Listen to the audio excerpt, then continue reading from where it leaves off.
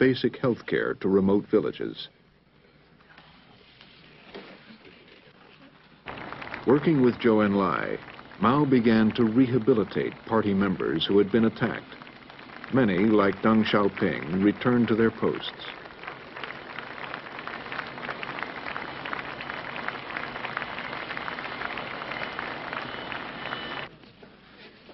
By 1974, Mao appeared in public only to receive foreign dignitaries. When his eyesight deteriorated, he requested someone to read Chinese literature to him. I was hurried into the room where I saw Chairman Mao Zedong. He was sitting on a sofa. I was shocked. I had expected him to be in glowing health, our red sun. But the Chairman Mao I saw was pale and haggard. And he had become very thin. I thought, I have so many things to tell you. I've dreamed about you and hoped to pour out all my suffering to you. How could you be like this? So I cried.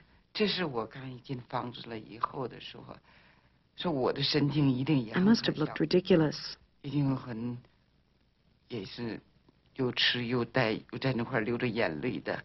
With this old man in front of me. The grandeur and brilliance of the Mao I had imagined totally disappeared. The question of who would succeed Mao dominated Beijing politics.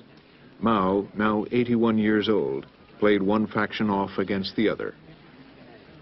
Jiang Qing's group, later reviled as the Gang of Four, wanted to continue the Cultural Revolution. They viewed Zhou Enlai as their main rival, and they orchestrated a campaign against him, with Mao's approval. It really shook me. I didn't expect such a situation in the party. I had great respect and reverence for Mao Zedong. I respected him greatly. As for Zhou Enlai, I loved him very much. Like many people, I loved him very much. But now I realized that the two leaders had very different opinions. I thought, oh Lord, whom should I follow? I, a party member. It was a dilemma for me. Although Zhou suffered from the campaign, he kept his position. Many believe Mao saved him to run the country. By 1974, however, Zhou was ill with cancer.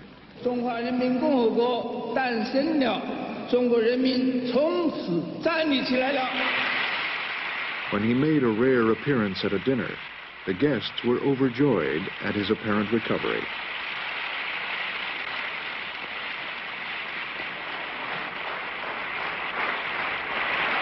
But Zhou's health was fast deteriorating.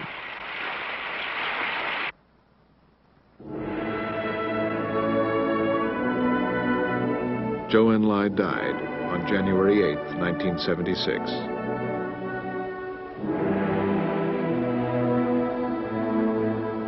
Mao was too ill to attend the funeral.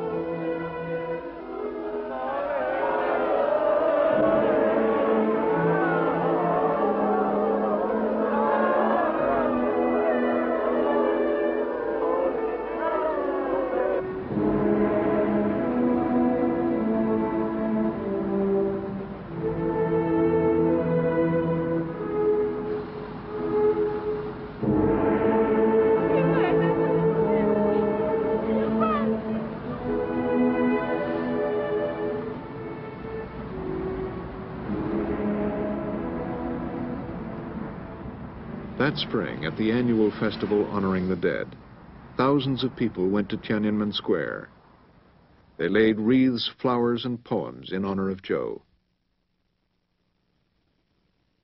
The tribute quickly turned into a demonstration against the Gang of Four, and indirectly, against Mao himself. For the first time, I felt that there in Tiananmen Square I could be free. Everyone felt the same.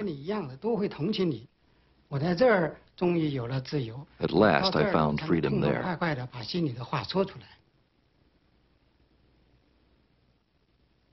During the night, police removed the tributes. The next day, 100,000 people returned. The crowd was ordered to leave. Many refused. It never occurred to me they would use lethal force. It seemed that communists would never do that because Mao had said those who put down a mass movement come to no good, and this was a mass movement. Jiang Qing was in the Great Hall of the People, watching the events in Tiananmen. About 11 that night, Jiang Qing came. She hurried into Mao's room.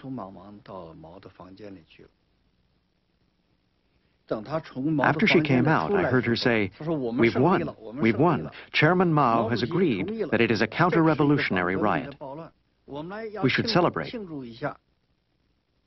That night, militia were sent to Tiananmen Square to put down the demonstrations.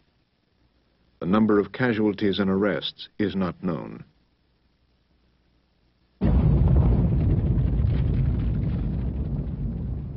In July, the worst earthquake in history devastated the city of Tangshan.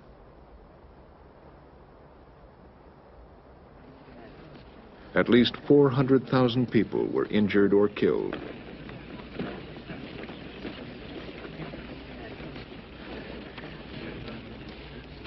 According to Chinese superstition, a disaster of this magnitude portends a change of dynasty. It came 2 months later on September 9th, 1976. I went over to Mao's bed. He saw me and said, "Dr. Li, do you think there's any hope for me?" Dr. Li, 你看我还有希望吗？ I knew very well that there was no hope at all, but I couldn't say that to a patient.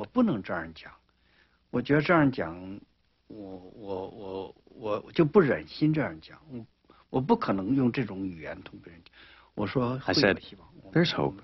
We're still trying." He looked very bad before I spoke. After, it seemed his face got a little color.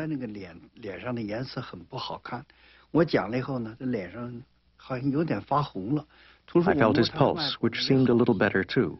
Suddenly, I felt that there was no more strength in his hand. His hand dropped.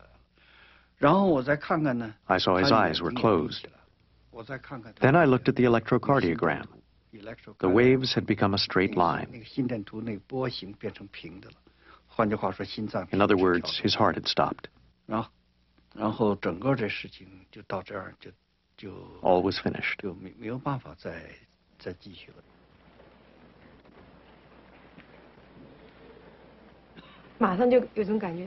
We thought at once, who could hold up the sky now? China was such a big country. Who could hold it up after Mao died? What will happen to us?